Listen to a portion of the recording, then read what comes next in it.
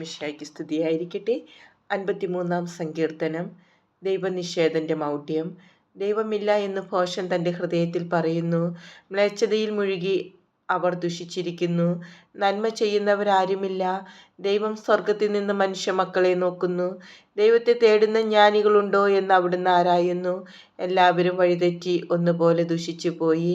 നന്മ ചെയ്യുന്നവനില്ല, ഒരുവൻ പോലുമില്ല. ഈ അധർമ്മികൾക്ക് ബോധമില്ലേ? ഇവർ എൻ്റെ ജനതയെ അപ്പം പോലെ തിന്നൊടുക്കുന്നു. ഇവർ ദൈവത്തെ വിളിച്ചപേക്ഷിക്കുന്നില്ല. അതാ അവർ പരിഭ്രാന്തരായി കഴിയുന്നു. ഇന്നോളം കണ്ടിട്ടില്ലാത്ത പരിഭ്രാന്തി. ദൈവം അധർമ്മികളുടെ അസ്ഥികൾ ചിതറിക്കും. അവർ ലജ്ജിതരാകും.